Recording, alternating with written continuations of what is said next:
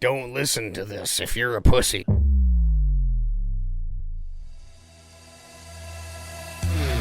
Ladies and gentlemen, please remove your hats and all rise for the VIPod, the only podcast for scumbags by scumbags.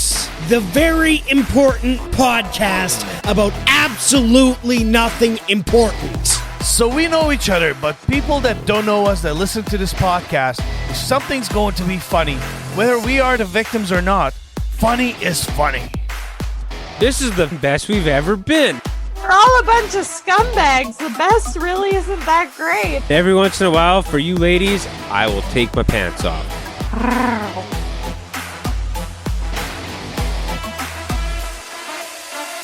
You may be seated. I am Wayne Bretsky, the greatest one. I am here with Tommy Show 1.0, and this is the VIPod, proudly brought to you by Scumbag Studios. Yeah. You know what? It's so funny that you changed that because I was thinking about that. Like, yeah, we got to start promoting our fucking Scumbag Studio here. Yeah. You know what? It's time we take this It's to the time next we become level. a pretend studio. Yes, yeah, exactly. You know, we need to The start. podcast is real now. The studio's still a little fake, but technically a studio. Technically, it's a studio, but we gotta take it to the next level here. We gotta start generating some money and stuff. So if you have a podcast idea and you don't have a space to do it at, or even if you just want to record a song or some stand-up comedy, like if you want to do your own like Adam Sandler type album, we can lock you in the knot cage where there's no air circulation. It's really hot, and you will sound great. Right? When are we gonna do that? Like we should do some skits here. Soon. Well, you know, we've been talking with some old friends who I think would maybe be down. We don't have friends, Bretsky. These people we talked to once or twice and pretended to kind of know. No, but like we have some people who we want to try to work with in the near future here. Obviously, with it being right near Christmas and New Year's, that's going to be a little bit tough right now getting people down in here. But we've got another show or two for you guys, and then we're going to take. I think we can say it now comfortably. We have 2 more shows left for you guys, and both shows will have guests. Tonight we're going to have a guest via Zoom, and next week we're going to have people in studio. Nice. Do you want to tell them a bit about our guest, or do you want to leave them hanging until it actually happens? Oh, about tonight's guest? Yeah. Yeah. Let's wait. Let's leave him hanging. Yeah, let's leave him hanging. Yeah, all right. Yeah. Cool. Sounds good. Let's just say he's in the background waiting. Yeah, and you know what? It's not necessarily our typical type of guest. No, yeah, it's something new that we'd like to start doing more and more on this show. So that's why we're gonna have 2 more shows, and we're gonna take a little Christmas break, much needed break. As you guys know, we had Kyle, aka Joe Erotica, and the Nomad. They decided to step away from the podcast for whatever reasons. Fuck you guys. But suck my ass. But we will be basically trying to revamp our podcast and just how we're gonna do the how recording. We're gonna format it. Yeah, exactly. Like we're gonna try to do a little more. I think we were catering more for a smaller group of people this past I guess first season, but we want to start reaching out to multiple we want to reach around more people. Yes, yeah. Oh my god, I have a joke. I have a joke, but I can't say it. Loads. I cannot say it. Well, loads. I got no loads. Can you say it and just mark it so I can hear it? Because now I want to know. I'll tell you that later. Okay. Just remind me. But yeah, so we have a busy week. We had our busy show. We had a busy weekend. Bretsky was very generous and invited me to a sports event, Go Sports, and sports ball, yeah. And so we're just gonna dive right into it, Bretsky. Yeah. Okay. Well, my weekend started with the Friday because I actually ended up getting an invite to the I mean, Jets most game. people start their weekends on Friday. No, but I mean, like, most people are just like, you go home and sleep. Yeah. Like I actually Fuck got to those go. people, yeah. I got an invite out to the Jets game, Nice. which I wasn't expecting, and What a game. wow. 8-4 for the Jets. Like And they were at one point they were winning. yeah, we went up 3-0. That's right. And then they came back, brought it up to 4-3, Yeah. and like I tell you, the energy in that building was beyond negative. Yeah. Like it was just like, you gotta be kidding me that this is happening. And then it's just boom, boom, boom, boom. But like it started to get to the end, like when it was happening, you're just like, hey, here we go again. Like you can't even not score anymore. It was just one of those nights. Like my I was sore in the legs from all the squats from standing and sitting over, over the kidding, right? whole game every time we're cheering. So that was a great game. Like it's not very often you're going to get to go and see your team score 8 goals in one night. So that was pretty sweet. Yeah. And actually, funny story, that's actually the second time I have seen the Jets score 8 goals in the game. But last time they lost, it was a 9-8 game That against was Philadelphia. Philly, yeah. Well, you were kind of happy there, right? Yeah, I was cheering It for was both teams. either So way, yeah. every time somebody scored, I was like, "Yay, go my teams!" That's when you jump up. Go Sparks! yeah, pretty much. Go hockey! Everyone Yay. thought I was like. I can't even say that joke either. But anyways, We all have those jokes. yeah. So and then Saturday, I got my first family Christmas out of the way because my dad's a snowbird, so they like to F off before it gets cold if possible. So What did Santa bring you early? I got some chocolates. We did a gift exchange, like okay, everyone just buys one gift and you do like a game and win the prizes and stuff. So I ended up with a bunch of good chocolate. Like it wasn't like shit chocolate. It was like And Lindor, Ferrero Rocher. I don't see it on the table here. I have it hidden. Fuck! Next week. Um, It'll be gone by next week. I'm regifting it all for other Christmas presents because I can't afford anything this year. So you're all getting chocolates. All right. I don't think anyone's complaining. Oh, no. Chocolate. Chocolate's one of those things that, I mean, if you cheap out, whatever, it's still chocolate, right? But like usually people tend to buy like nice chocolates for Christmas. You know what? It's a lot harder to impress Europeans with chocolate. Oh, yeah. Because you get real chocolate in Europe. And around here, like even a lot of the nice stuff tastes like wax. Like it's cocoa and additives. Like I with some love sugar. buying chocolate bars or like chocolate. Yeah, an actual chocolate bar. At European stores, they all like the German ones. To me, German chocolates are probably one of the best ones. Yeah. But anyways, sorry. But I got excited about chocolate.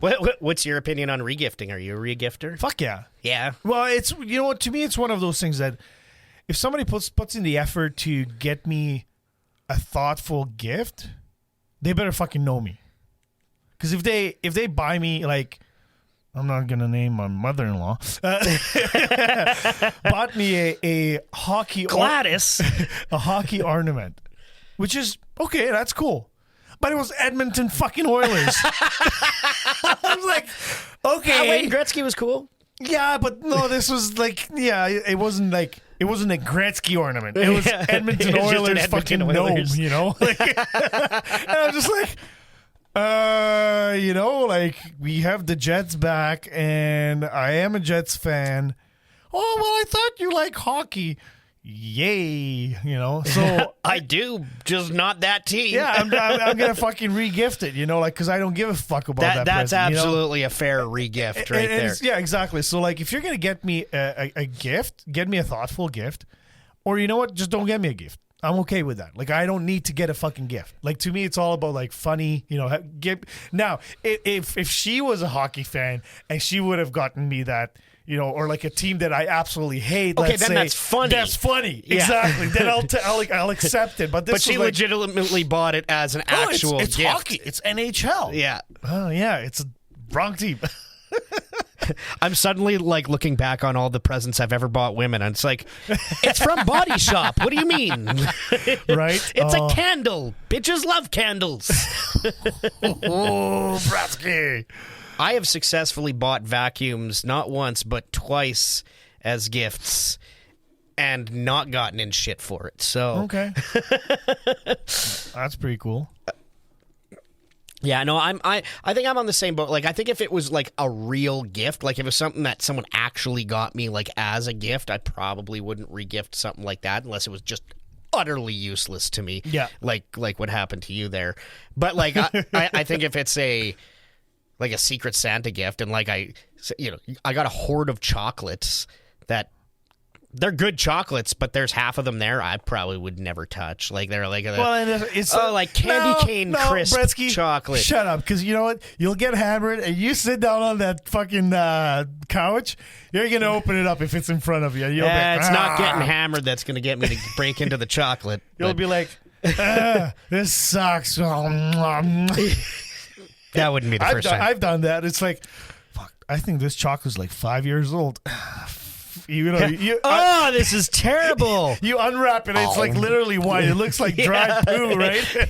And then It didn't say it was white chocolate. it's like, well, it's already unwrapped. Yeah. You take a bite, you're like, oh, it's so bad. And then you end up eating the whole thing anyways. Maybe I just had a weird taste in my mouth. Let me try again. Yeah. What if I wash it down with milk? Yeah, so then Sunday rolled around, and us together, went down to go see the Bombers versus the Rough Riders in the Western final. Best fucking time, except after the game. Yeah, Well, yeah. we'll get to that. Yeah, We'll get to but that. Honestly, no, I'm glad you said that, because that probably was the most fun I've ever had at a game. Like, it was just... I mean, it was everything you could ask for. It was a winter game. It was snowing. There's never been a game played this late in December before, and likely never. Not even the actual Grey Cup. Not even the Grey Cup has been played this late before, and likely never will again. But it wasn't like shitty winter. Like it was fantastic. It was fine. Except remember when we went to go get that one beer right by the entrance, and it was a wind tunnel, like 90-kilometer-an-hour winds, and I felt so bad for those two bartenders that had to sit there all night. And the guy was wearing a hoodie. Yeah, like I would be and he had like parka. a recycle bin with like the lid open to try to break the wind. Yeah. Like I was like, buddy, if I was you, I would just crawl in that thing and just pretend I'm not even here. I don't care if they don't pay me. Like. Wow, you're a trooper to stand out in that. But where we were, like, I was taking my jacket off by the end of the game. It was nice, down where we were. We were blocked from the wind. But beyond it being like a winter game, like just the super cool atmosphere like that, it's Bombers and Riders. So absolute fantastic. best rivalry you could have asked for in the game.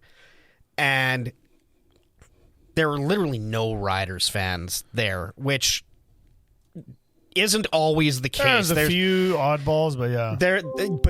I've been to a lot of like banjo bowls and stuff where they, will fill a good 30 to 40% of that stadium, like it, and it's embarrassing when that happens. So it was nice to see that the Bombers fans grabbed all of those seats. Yeah, and then obviously, I hope I'm not spoiling anything anybody who hasn't watched the game yet, but the Bombers won. What a tight game, though. Too close for comfort. Bombers should have blown them away, but they couldn't seem to hold on to the ball once they got to the 30-yard line. There was like 5 interceptions. And they kept dropping the ball when they would get to like the 30-yard line. They would get hit and just boom, drop it, fumble every time, and you're just like, well, shit, like we're just going to have to win this one on field goals. And luckily they came back and had a better performance. Much stronger performance in the second half than they did in the first. Yeah. Crowd was also great. Good fucking time. We got on TV. Yeah, that's right. we got to meet Sarah Orleski. We married her. Yeah. Shout out to Sarah. High fives and what's ups from Willie Jefferson. There's a bunch of guys. Yeah, a bunch of them came by afterwards. I have a clip at halftime. Tommy and I decided we were gonna go try to walk over to where Donovan was at to go say what's up to him. But yeah, unbeknownst to us, it was so shoulder to shoulder in there. Ugh. I think we made it maybe 3 or 4 sections over. You got a and had video to turn of it, around. right? And so, but yeah, while we were in this shoulder to shoulder, we were stuck beside this guy who was just being the ultimate gong show. And I managed to get a couple little audio clips of him. I don't know how clear it'll come out here, but I'll hang on 1 second here. It's a swipe left! So what he was saying there is there was a Rider fan walking by, and he's like, "Hey, if you ask me, it's a swipe left."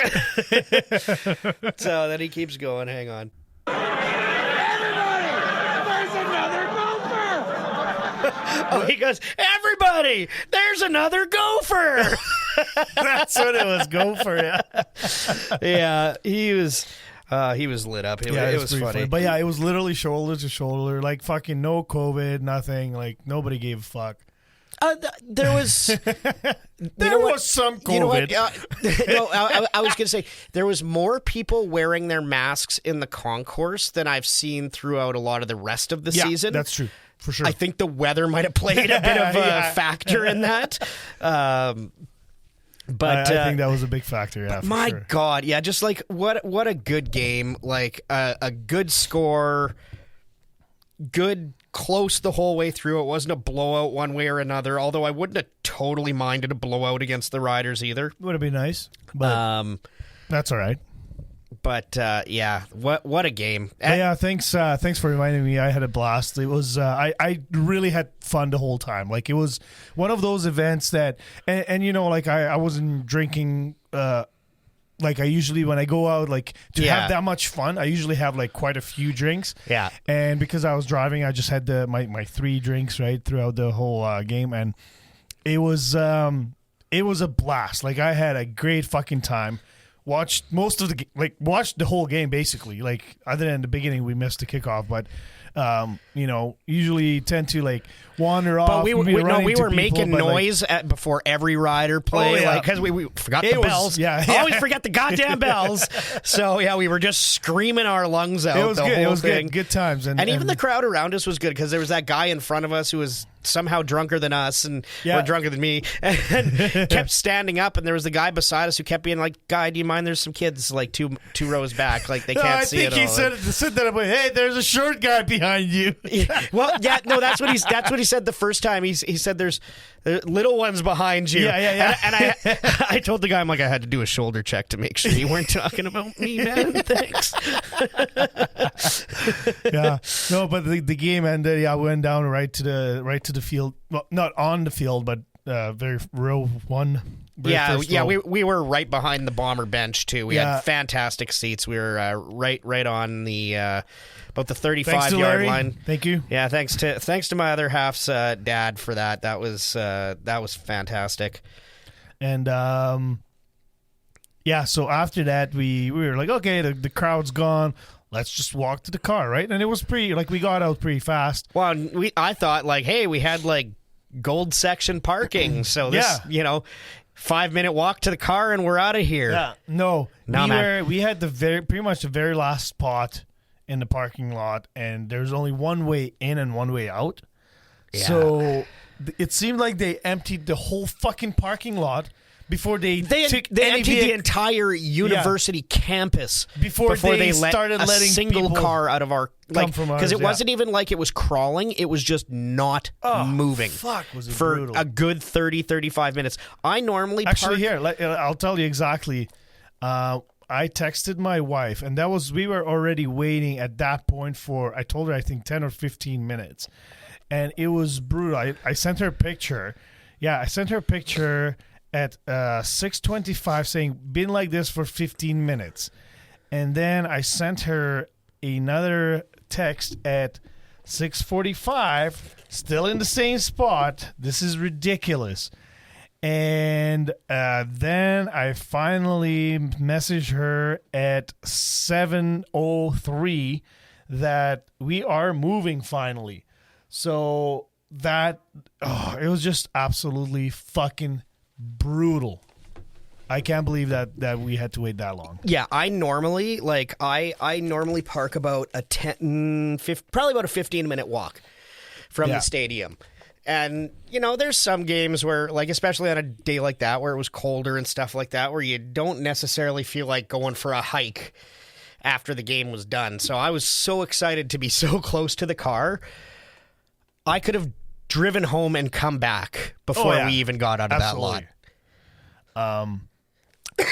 By the way, I wanted to tell you, you know how I told you that I tried that tequila on the weekend? Oh, yeah, like but you couldn't remember the name of it. Yeah, I know I pulled it up. Okay, hold on. And it is called Clase Azul. No, is that what it is? Yes, it is Clase Azul Reposado. Okay. It comes in a super fancy bottle. Let's see.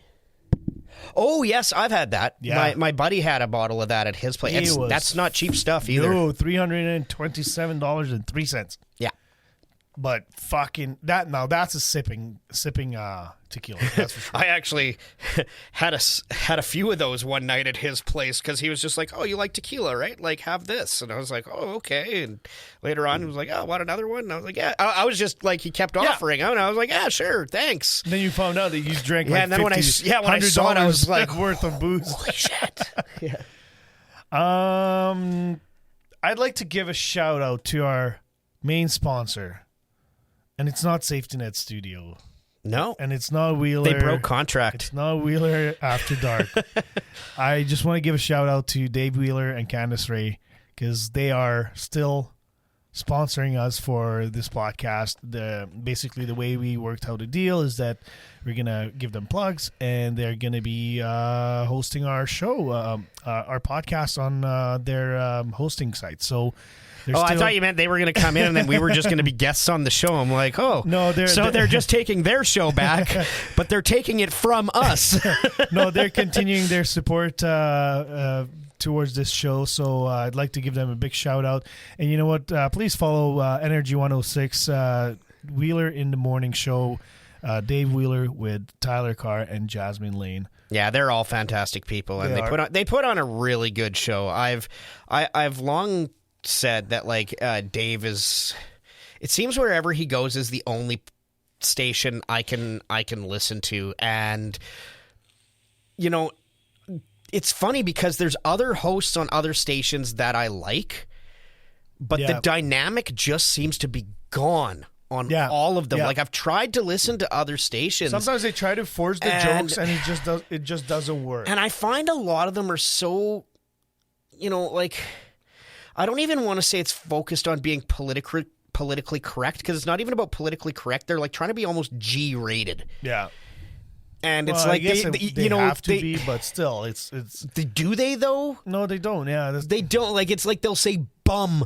Oh, something hit me in the bum the other day, and it was, and you're just like, really, like you can't even say butt.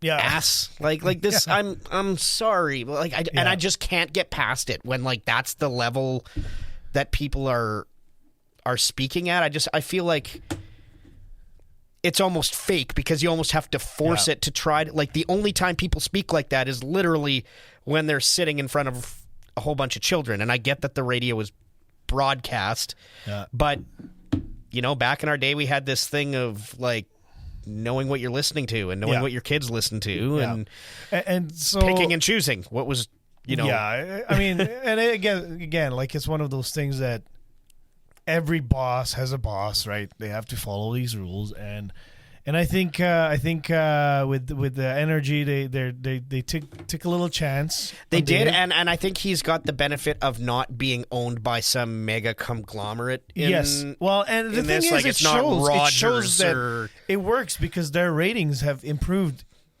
significantly. They're running away with it. Yeah, so good job on you guys. And speaking of Tyler Carr, I messaged him last week. I was like, hey man, let me quote, hey sexy, do I need to go and kidnap you to come to our show? So he left me a little voicemail politically correctly kidnap you. Yeah. And he left me a little voicemail saying that he's just super, super busy. So we're going to have him on the show in the new year at some point. Can't wait for that day because I think I'm going to call in sick. In the meantime, we should make a a remix song out of the voicemail he left you. We should, yeah. You know, when we take the break, yeah, and we'll introduce it to him when he's on the show. Alrighty. Well, we could put it on the show whenever we want. It's not like he's going to listen to us before then. We got to be slightly realistic here. You so may speaking be of seated. guests, I am Wayne we do Bretsky, have the more? greatest Okay. one. Yeah, I still had one more little thing okay. I wanted to touch on because the Bomber game wasn't the end of the fantastic weekend because came home and the Jets are playing the Maple Leafs. That's right. So that is already number one matchup I wanna watch. And then it's Blake Wheeler's 1,000th game. So he gets the organization gave him a silver stick. That's just it's an that was NHL so cool. tradition that it's not a mandatory thing, but a lot of organizations. Actually, we watched that together in the car. yeah. So they gave not only him the silver stick, but they made little silver mini sticks for his Oh kids. yeah, which that was so cool. that doesn't necessarily get done. Those things are valuable. Like those are real silver. So that was super cool too. But then to have the Jets also dominate that game, and not only dominate it, but I don't know if you watched the full game or not, but it got real chippy towards the end. No, I kind of passed out a little bit because I had to go to work. And so. there was a point where Pierre-Luc Dubois and Austin Matthews got into it, and I have rarely seen such an appropriate specimen of the term ragdolling somebody. He threw Matthews the fuck around like he was made of cloth. Like Matthews did not stand a single chance. I'm going to show you really quickly here, Tommy, because I actually have it relatively Of course you do. readily accessible here. But yeah, here it was. Oh, that's awesome. He just threw, and now don't get me wrong, Matthews actually got the penalty for holding the stick. Nice. In reality, Dubois probably should have gotten a penalty on that one. I won't lie. But I can argue. But that was beautiful to watch. And then after the game, they had Dubois in an interview, and he was wearing a shirt that had like a Wheeler emoji face, and he had torn the sleeves off, so he just had like Pierre-Luc Dubois is ripped. Like he is a beast right now.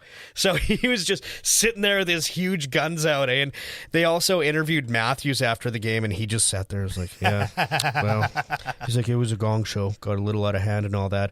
And then like he kind of was pissed off and was like done with the question. He's like, yeah, I'm done. And he got up and took 2 or 3 steps away. He was already away from the table and the microphones and everything. And somebody yells out, what happened with Dubois? And instead of just continuing to walk out like any other smart athlete would do, he turns and he's just like, I don't know. Got in a bit of a scrap. That's all. And but it just looked so sad and pathetic. Like they got embarrassed, and it felt so good. So yeah, that was awesome. Alrighty, so Loadskis. We are going to have a guest on this show. And Tell me more, Tommy. I will. What we'll do is we will go into a little break here, and we're going to come back, and then we're going to introduce him. Okay. Well, what have we got here? Welcome. Hey, let me ask you something. I thought you were interviewing nannies. Everyone is talking about this. Scumbag! Therefore, you will keep this interview as brief as possible. All right, everyone. So welcome back to our show. We have a special guest on here.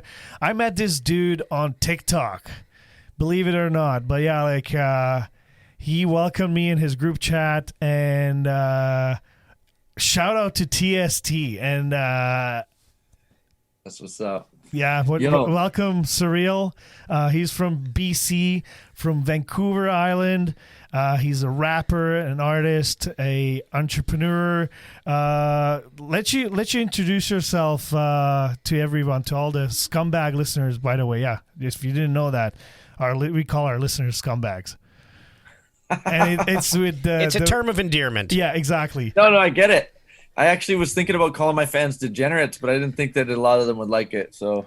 Oh no! It was somebody called us scumbags, and we're like, "Fuck yeah, we are." You know, you got to own up to that shit, right? And you can't get offended, right? Yeah. No, it's that's my type of people, though. You know what I mean? I don't. That's the people I get along with. Yeah. So, welcome to our show, and tell me about your TikTok, your TSD. Let's start with that because that's how we met. Well, yeah, this I gotta hear because I have no idea how any of this tiki-taki stuff works here. That you could tell. Well, you could tell when you call it tiki-taki. Yeah, actually, I gotta say, I was working social media for a event here in town years ago when TikTok was first coming out. So I thought, well, shit, I gotta hop onto this right away, stay on top of all the newest trends and all that. And I got in there for 10 minutes and I was like, nope. But from what I understand, it has evolved quite a bit from what it was when I picked it up. So here's a funny story, man. Not even a month ago, I was telling my kid every 5 minutes, get off TikTok, pay attention to me, do the dishes, do your chores, put your freaking phone down. Yeah. And now I spend 6 to 8 hours a day on TikTok. And it's hilarious because he's like, oh, really, Dad? Like, yeah. You two-faced son of a bitch, right? Hey, Dad, it's dinner time. How about you put that phone down? Hey, son, how I used to get mad at you all the time for being on TikTok, and now I'm literally on TikTok like all the time. So, yeah, he's being a good kid right now. I just want to get grounded. So, yeah, it's been a whole movement, man. We started... Christmas is coming. Yeah, he's smart. He's smart. It's the smarts from his mother. Yeah, his birthday is actually on Christmas, so he knows right now he's got to be on. Oh, wow. Double duty for him. Yeah, he loves it, though. We give him a half birthday in the summer, June 25th. That's awesome. So then he gets his homies over in the summer and stuff, because no one's going to come over to your house when your birthday's on Christmas. Yeah. That's a shitty deal. Their parents won't let them as much as they'd want to. Yeah. So basically, I started my TikTok career less than a month ago, and just went on and decided to bring all my fans from all my other platforms. I went on all my platforms and kind of just super promoted it for a few days and told people that's where I was going to be now, because for me, the other platforms were censoring me. I would go on there and go on a live and I'd have 1,000 people in there, and then I'd play my own music, and then that part of my video would get muted. Oh, really? Because I was playing my own music. Huh. Oh, that's brutal. Or anyone else's music for that matter. So I couldn't just vibe like I do now and listen to music and freestyle over beats like I do with a lot of people. You can't do that because like you get a copyright claim instantly and your video is muted and it's all over it. It's like, okay. Which to me it's mind blowing because you know what? But I guess I'm looking at it from an amateur perspective. But like if I hear my music being blasted somewhere, I'd be like, fuck yeah, right on, buddy. Thank you. But here's the problem with that is because of the Metallicas that went after Napster originally, right? Exactly. Facebook is now, and the funny thing about this is not a lot of people know this. I know it because I'm on the inside track with artists. Facebook does that so that they can technically collect royalties for those artists that the music's being played for, but they put that in a fund that they never actually give to the artists. So all that money just goes back to Facebook. Right. Oh, it's a huge, like, psychopathic loop that I just can't even fucking comprehend. There's a reason why he's a billionaire, right? Mark Zuckerberg. That's exactly it, right? So he collects all this royalty money for the artists, which is why he puts those copyright bots, making sure that the algorithms are right to where Zuckerberg likes them, and collects the money. But then there's no way as an artist to apply for that money. Yeah. Or to say, hey, that's my money. So for me, it makes no sense for me to even be on that platform anymore. Yeah. And Instagram's owned by Facebook too. Yeah, absolutely. Sure is. So it's like you're stifled the same amount on that platform too. The one thing with TikTok is there's a bunch of things you can't do, right? Yeah. So you have to be a lot more careful, and there's a lot more rules to learn. Like on Facebook, you can blaze up whatever you want. You can drink, you can fucking... I just found out you can't even vape on TikTok. Dude, if you put a pen to your mouth like this, like when you're writing something down, you go like this, they think you're vaping, they'll shut your channel down. Like, that's brutal. Wow. And so if you're someone that's a content creator that's making a ton of money, that's a lot of headache. You know what I mean? I'm surprised I actually have a video on my TikTok where I took a drag out of my vape, but it was kind of hidden. Right. But you can see me blow out the smoke. But the video never got taken down. No, what they do is they don't take it down, but they'll put a content warning at the bottom, not for you, but for people that watch that video. Oh, okay. It'll say health warning, da-da-da-da-da. Yeah, dude, straight up. The other night. That was last night. Yeah. Last night. Everyone that came in, it was like, you might not want to go live with this guy. He's doing bad shit in here. Yeah. But I think what's happening is like the technology is advancing, or the means at least are advancing faster than the laws and the means to keep up with policing it are. Exactly. And so like you said, they're relying on all these algorithms and stuff that just they're going to catch 80% of the stuff right, but then there's that 20% of people where it's royally screwing them over. And when you're trying to actually make a legitimate business out of what you're doing, that can be very detrimental. Like I've known DJs as well who have done the same thing. They try to spin stuff and they'll get taken down right away. And he's like, I'm literally displaying the record that I have purchased in the video. Yeah. I'm allowed to do up this. The artist too. Like, but like you're not going, this is my album, guys, and then you put on a Bob Marley record. Yeah, exactly. You're going, yo, salute to fucking Bob, light up. This is a Bob Marley record. Go buy it. You know what I mean? And then you play it, and they're still like, yeah, but no, because we want that money. Yeah. Well, and it's funny because going back to you brought up Metallica, because Lars Ulrich, when there was the original Napster fiasco, he was the guy who was making the big noise about how it was going to destroy artists and stuff like that.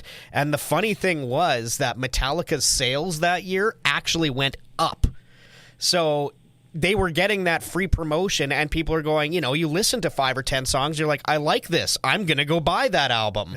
Yeah.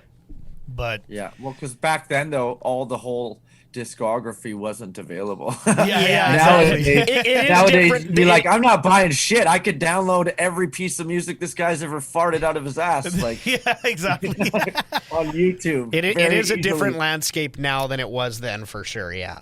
But so you started the TST movement, which tell me what it stands for. So TST stands for the Team SirReal Takeover. Basically, I just wanted a banner for us to all fly while we're going and spreading love. Because when I first started going on TikTok lives, I noticed that there was a lot of, I wouldn't say negativity, but just a lot of like stuff that just wasn't what we're doing. You know what I mean? It was just like a lot of people really in there trying to grind for their money. A lot of people in there really like, just not really doing much.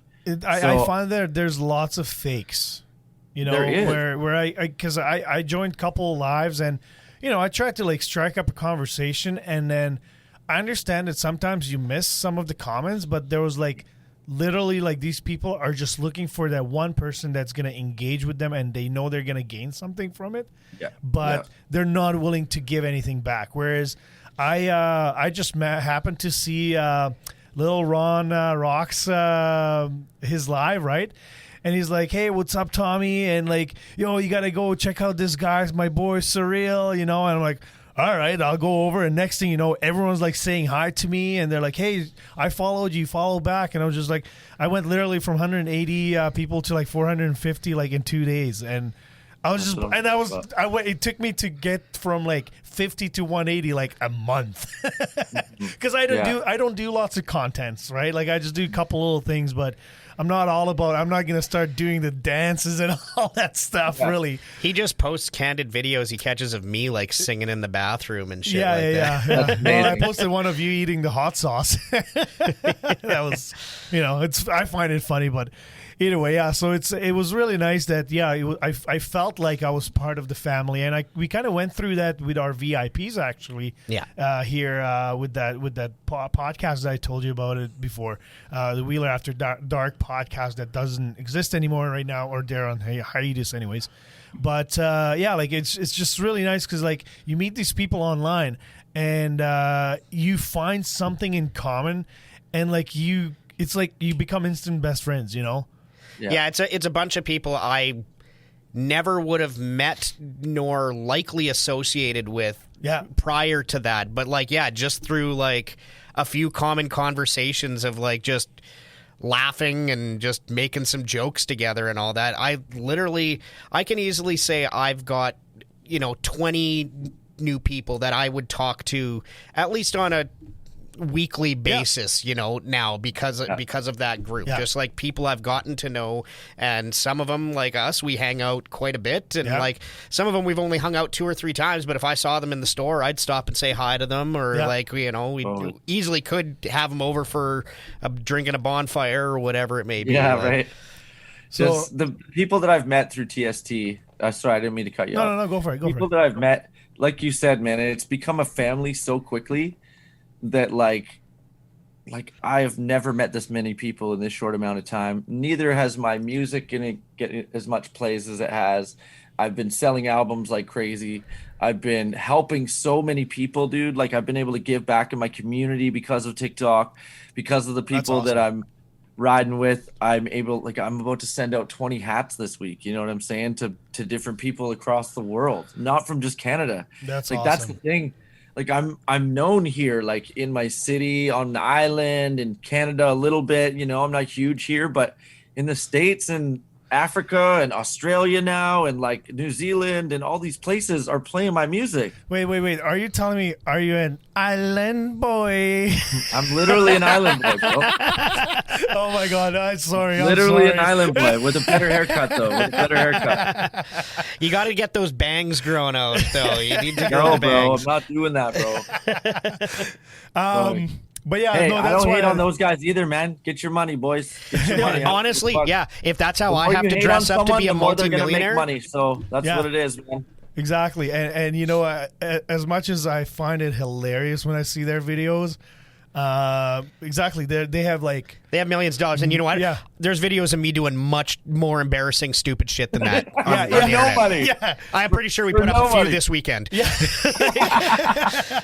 But yeah, so that's why I love your TikToks, and when I see you live, I'm definitely gonna join in every single time, just to say hi and say hi to everybody that's on there.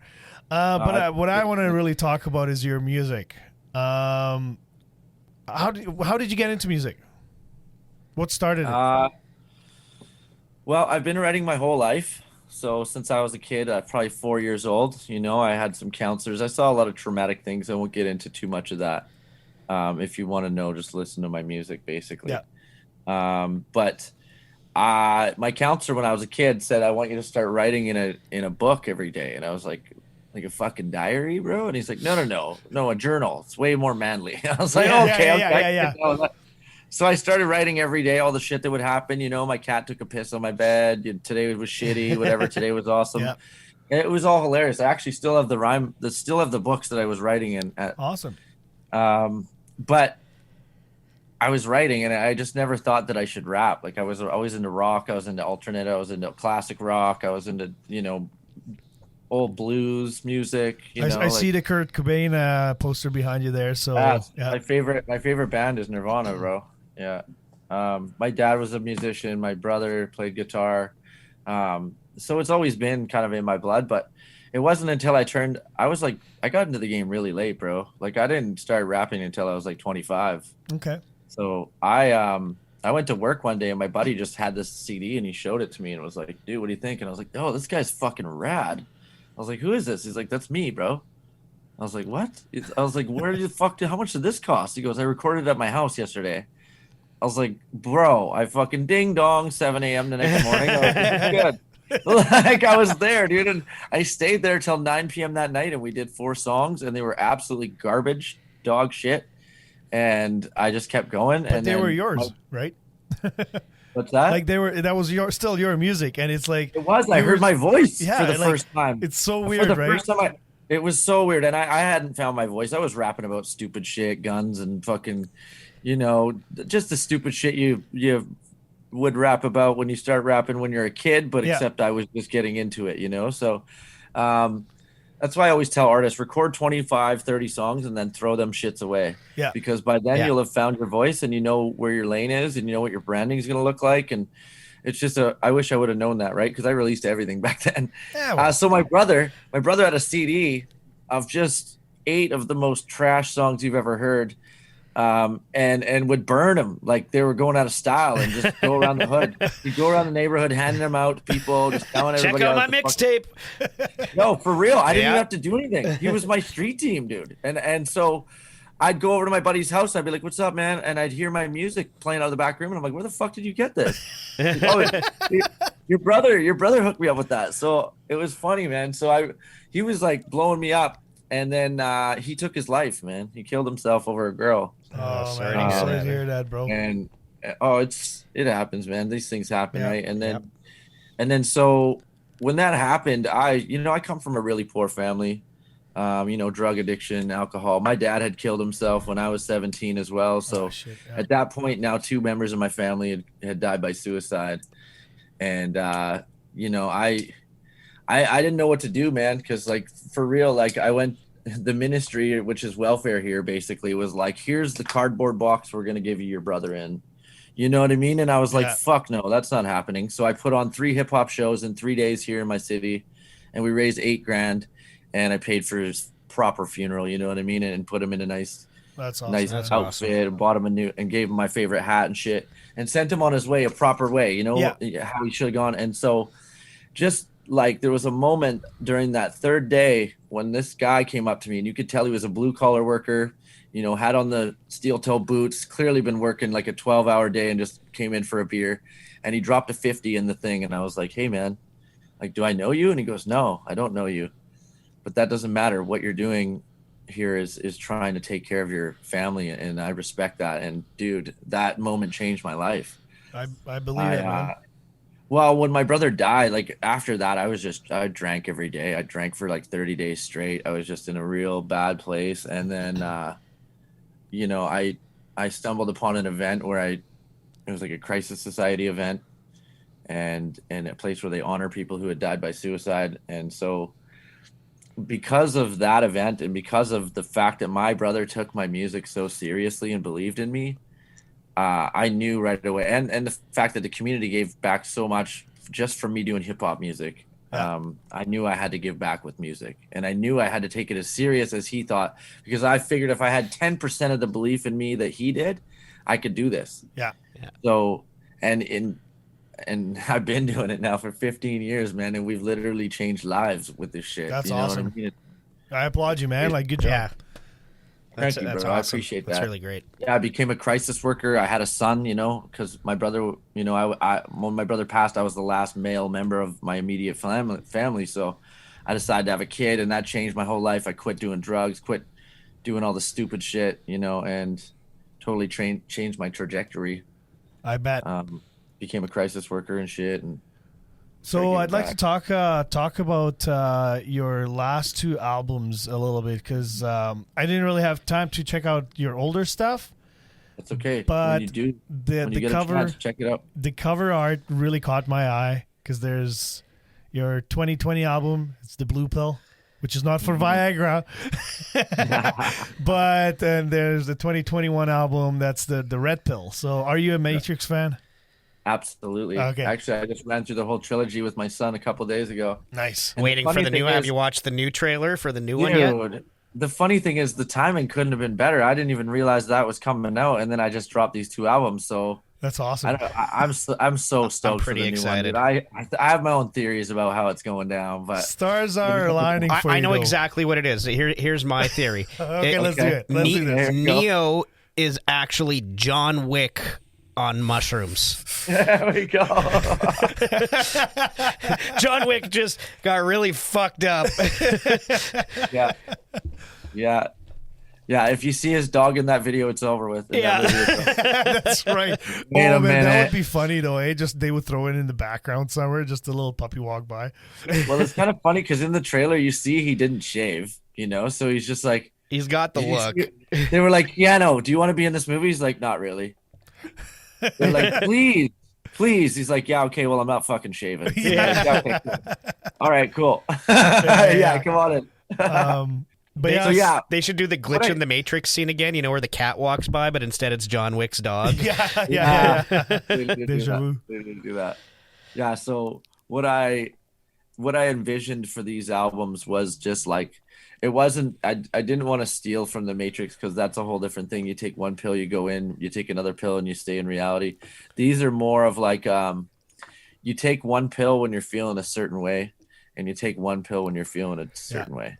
So the blue pill is an album of self-reflection. It's completely organically created in the studio with my band. I play in a 5-piece band called Blue Satellite. Oh, cool. Sweet. Clearly, it had to have blue in the fucking name. And it's also my favorite strain of weed. There we go.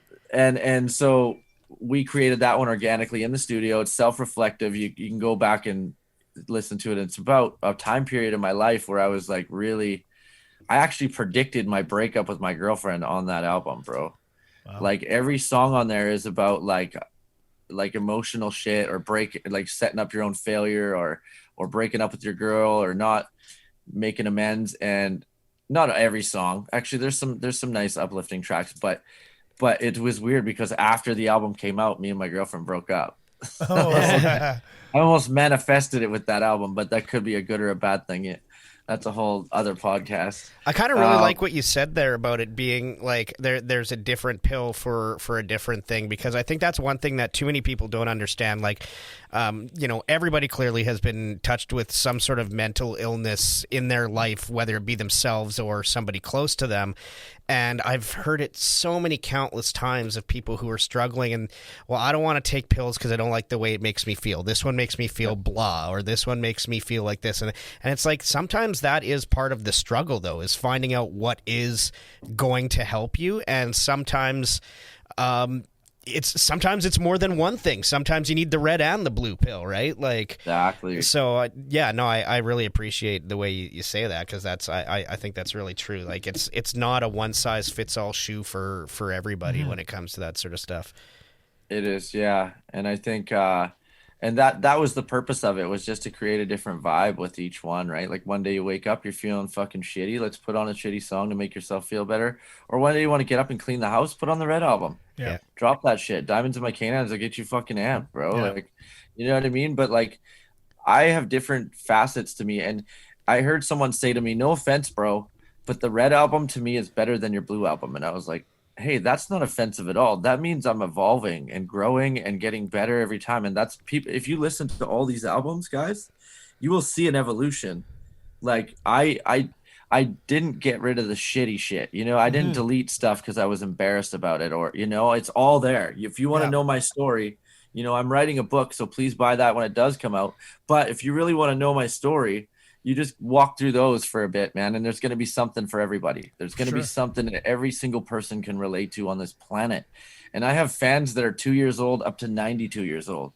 You know what I mean? I like to brag that I have the oldest age gap fan base. That's awesome. Because, I performed in elementary schools, but I've also gone and talked at seniors' homes about suicide prevention. You know what I mean? So I have this like unbelievable fan base. Like you see it in the chat.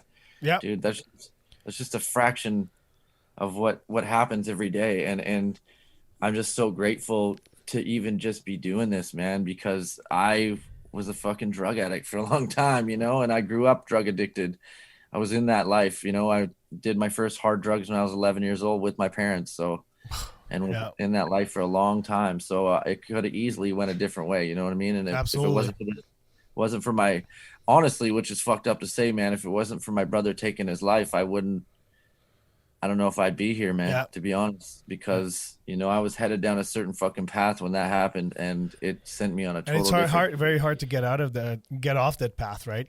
So you need something not tragic, but you need something great to happen, like something bigger than somebody telling you, like, "Hey, bro, you need to stop this shit." Yeah, not a lot of people have it in them to just up and one day say enough is enough. Yeah. When you're that far, you know, that far down the hole. Yeah.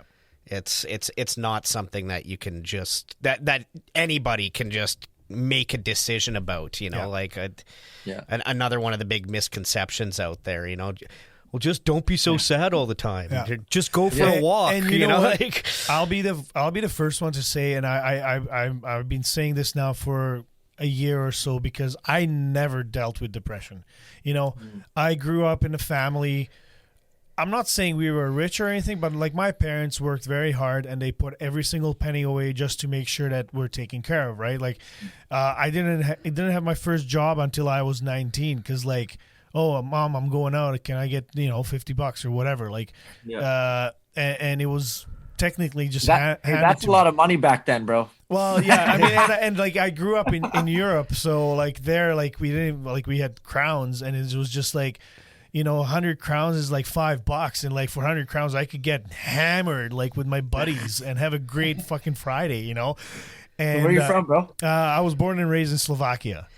Okay, dope. Yeah. I just want to say I want to live somewhere for a while where money's called crowns. Like I just feel like me too. I'd feel like so a king every day. Yeah, no kidding. But you know, COVID really fucked me up, man, because I'm a social butterfly. Yep. And when everything got shut down, like, you know, me and my wifey started having problems. Like we had to work through all that, and I was also seeking therapy on my own. And, you know, that's where it really hit me. I'm like, holy shit, like depression and anxiety is fucking real. Because before I was like, well, you're sad, just do something about it. Like, I have coworkers. I mean, I still I think my coworkers are little bitches, but, you know, they're like, I don't like to get up to go to work. I'm like, nobody fucking gets up and like, hey, I can't wait to go to work, you know? That's where it's such a slippery slope nowadays, because you don't want to discount how anybody says they're feeling.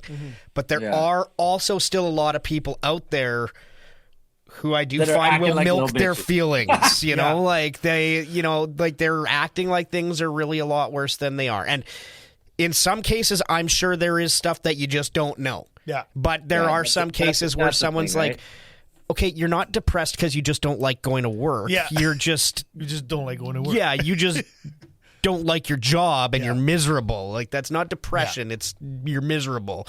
Yeah, that's it. Yeah, exactly. And that's the thing is you can't discount that, because you know, some people could be feeling like that and you see it as the situation that's presenting itself and you're like, wow, this situation isn't that bad. But it's also based on your experiences with those situations. Right. They could be triggered in a situation that you're not even fucking aware of. You know what I mean? Yeah. You could be like, why are you acting like that? And they're in fight or flight. You know what I mean? And you have no idea what's going on. And you're just like, oh, stop being a little, you know. But a lot of the times, though, people, I think nowadays especially, and I sound like an old man when I say this, people are kind of spoiled. You know, like people are. There's a lot of entitlement. Money. There's a lot more ways to get money nowadays that doesn't involve working, doesn't involve cutting wood, and doesn't involve shoveling. And you know what I mean?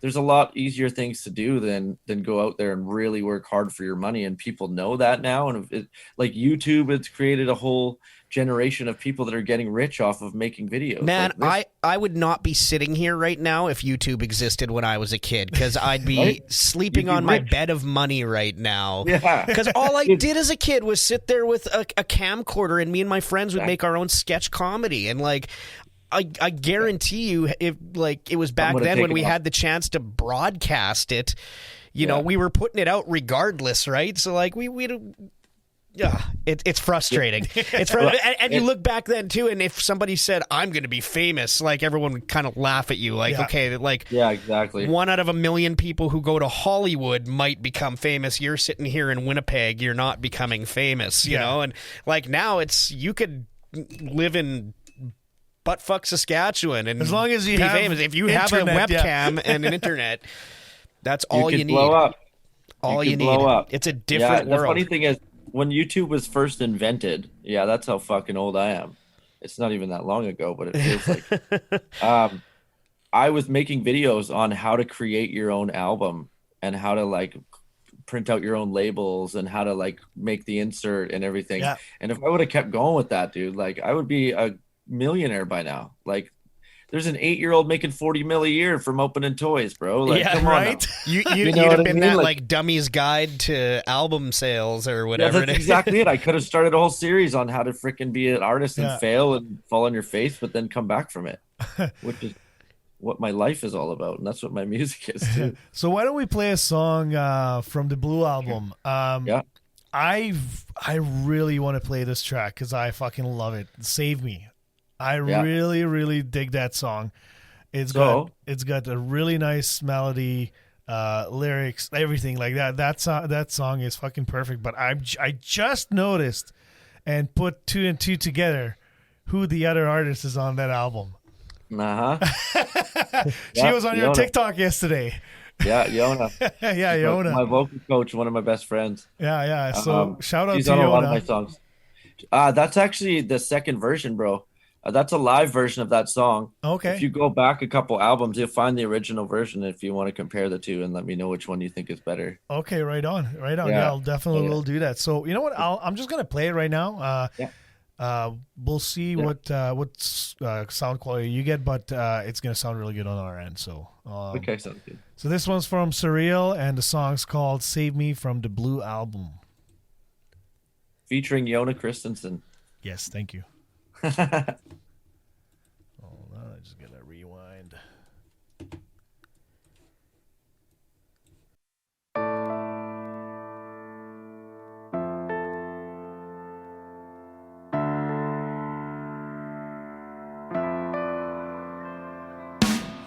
Situation has a different set of complications. You ain't gonna get through to dude, not while I'm in contemplation. Feel myself becoming hateful at last. No matter how new the shoes, can't run away from the past. No, and I don't wanna, I'ma take it and use it. No more excuses, take the bruises, generate an influence. How's it feel now, man? Yeah, they hate when I do it. All my fans scream surreal, cause I ain't faking my music. Now I ain't gonna load a gun up and shoot. Take a hostage up in that bank for that government loot. You won't catch me in the club sipping bub in the suit, but I'll still give your girl a smile just to see what it do. My first memory, let's see, I was 2. Dad was drinking real heavily and needed to shoot. He busted 2 shots at mom while she was fleeing the coop. People wanna know what's wrong, well now you're seeing the truth. I've been thinking about my life lately. I've been drinking cause my life's crazy. I've been feeling like why God placed me down on this earth, now we gotta come save me. I've been thinking about my life lately. I've been thinking about how life's crazy. I've been feeling like why's God hate me? I'm down on this earth, now we gotta come save me. Speak of the past, I know I never walk alone. I got Nick with me headed to another new foster home. Look inside at the demon, he laughed. My brother died from suicide, free from evil at last. Now, how am I gonna have fun with my girl? What right do I have to raise a little son in this world? Might have never occurred to regular words. The cleverest verse could be a link between heaven and earth. Yeah, if every memory didn't know a debt to me, I finally learned the recipe to chef me up some clemency. Said she loved me, I'm the man of her life. Now I can't seem to keep this fucking family right. So just how far am I supposed to go? With a trunk full of raps when I've got no dough. Like me and God going toe to toe, cause this music's taking my soul. Whoa. I've been thinking about my life lately. I've been drinking cause my life's crazy. I've been feeling like why God hate me. I'm down on this earth, now we gotta come save me. I've been thinking about my life lately. I've been drinking cause my life's crazy. I've been feeling like why's God hate me. I'm down on this earth, now we gotta come save me. I've been thinking.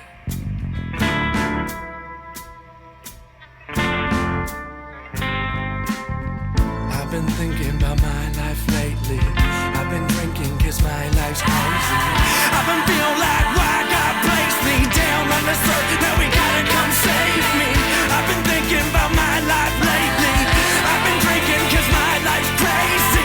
I've been feeling like why God hate me. I'm down on this earth, now we gotta come save me. You guys just heard Save Me from SirReal, the Blue album featuring Jona Christensen. That was a great What track. a fucking great song, man.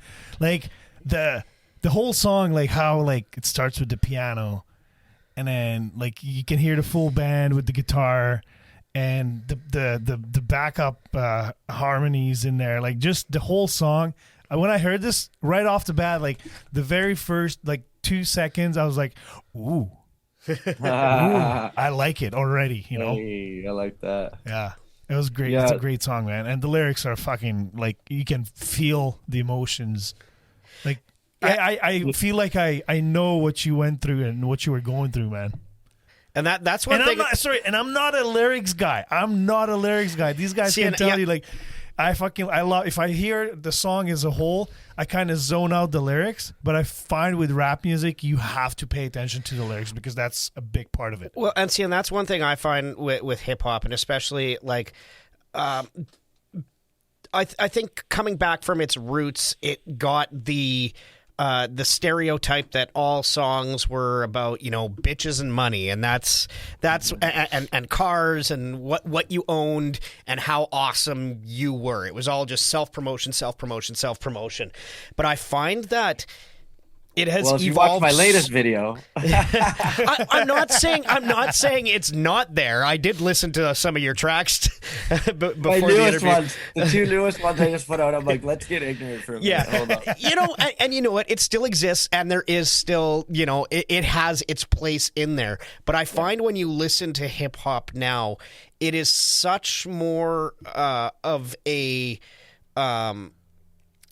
poetic, I would say, almost genre now, where you have people who are using their lyrics as almost like you said, like it's like their journal or it's their poetry, right? Like, and there is so much really deep lyrical content, and I've been guilty as well of just being a total white guy and listening to hip hop songs and being like, this is shit. He's singing about a bunch of stuff that is like, these are just stupid words. There's no content to this whatsoever.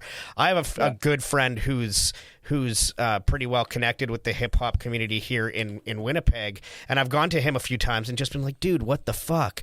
And then he'll explain to me like, oh, well, you know, like it's part of it is culture too. You got to understand a lot of the slangs and stuff like that, and you don't always know them if you're not part of that culture. So I've definitely been caught a few times thinking this song is like, oh, this is like really simple lyrics that barely even make sense. And then when it's explained to me, I'm like, well, shit, that's actually a really deep song. Like, you just and I think people need to learn to just not judge it at its face value, because there is a lot of really, really talented artists out there right now. Absolutely.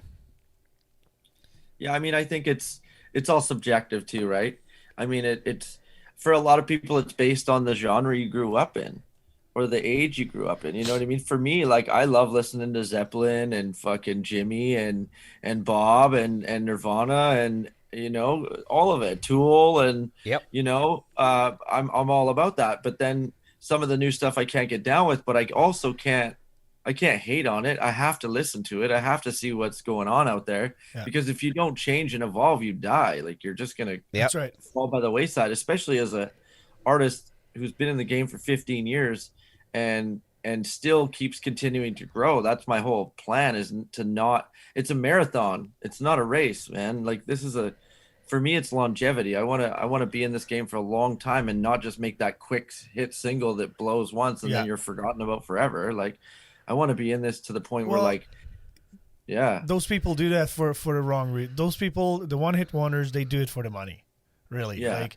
whereas you do what you love doing and hoping to generate money out of it, right? But like, you can tell that the emotions and all the hard work, you can tell it from just listening to these songs.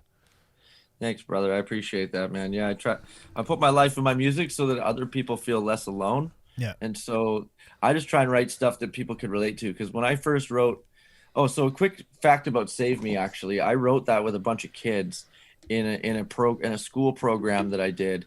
We all wrote the hook together, And then they wrote verses and I recorded them doing it. So I told them, hey guys, that I really like this hook so much that I'm going to go ahead and make a song out of this. And they were like, no way. So when I brought it back to them with the video and everything, like if you watch the video for that song, it's on YouTube. Okay. You'll hear that's the original version. And it's actually got my son riding his bike for the first time ever in our like low income housing that we were living in at the time. You know what I mean? Like I was broke as fuck, like just trying to make it. Nice. And I mean, that's awesome. It's such a moment in time for me because I remember sitting down with those kids and writing that hook. I remember my kid taking his first bike ride. I remember shooting that video like it seems like it was yesterday, but that's literally like 11 years ago. You know what I mean? Like it's crazy. So I have to listen to the new stuff just to keep up. But there's always going to be shitty music in any genre. Yep. In any decade, in any whatever it is, but that's just shitty to you, because there's obviously somebody out there that likes it. Exactly. Yeah. Celine Dion is selling out stadiums left, right, I and love Celine. No, you leave Celine out of this. Yeah. Celine. Celine, you're a national treasure. We love you. Don't go.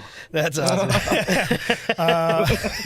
Shit, what did I want to say? I honestly had something lined up too, and I totally fucking this blanked. happens. No. Like I'm actually surprised that it took this long. No, to I know. forget. I know what I was gonna say. I was gonna say what I really appreciate is I really appreciate that you're one of the few people left in today's culture that you're still that doing. Of. You're doing hustle culture, right? Like that was something that when we grew up, people talked about how much they hustled and they bragged about how much they hustled. Nowadays, it seems like it's more of a brag to brag about how much you're not hustling, like how much you're slacking off and making it still, like that bothers me. So I really like to still see the people that are still grinding.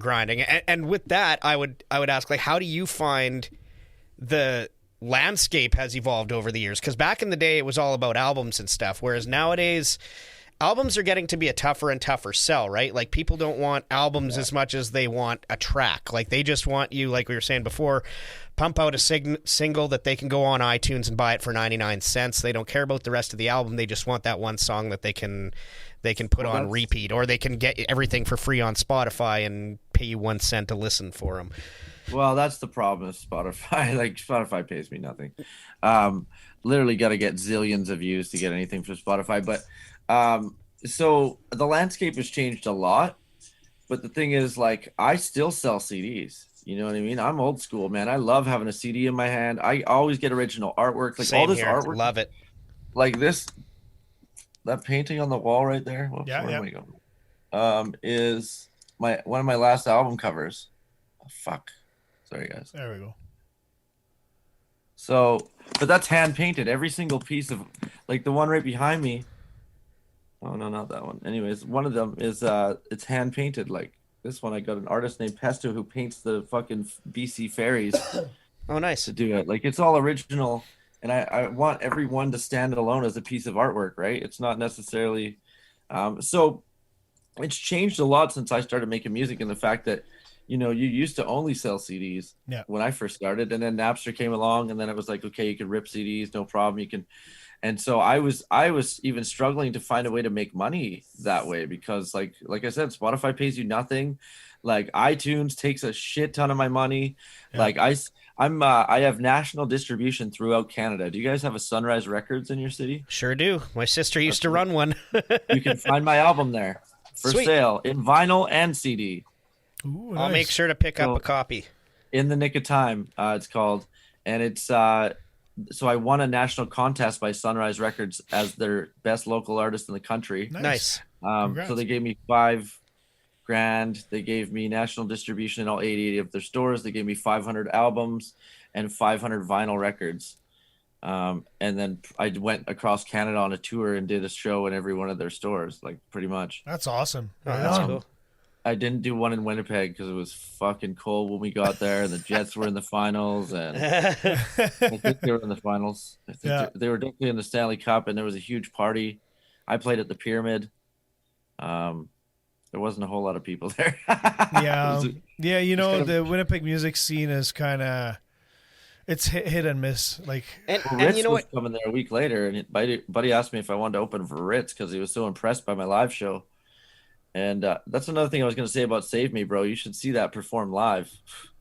It's a whole different animal. Oh, Like I I really bet. get my whole thing with performing is I've seen people perform that I think are icons, and they're just shit performers, man. yeah. Yeah. And so I've always prided myself on when you come to my show, you never forget that shit, dude. You're like, holy fuck, dude, that guy laid it all out on the line there. Like, Yeah, some of the best you know what I bands mean? I've seen had just a spotlight and energy. And that's Yeah. it. Like, they didn't have lasers. They didn't have a big TV behind them. They didn't have inflatable things flying around the stadium. It was a spotlight on a guy and a bunch of fucking energy, and they just rocked the place out front to start. Yeah. Like Or front to finish. couple of weeks ago, I played a reunion show with my band at our Manitoba Loud Music Awards show. It was the first one, and there was this one metal band that ended up winning for metal album of the it was the metal band of the year.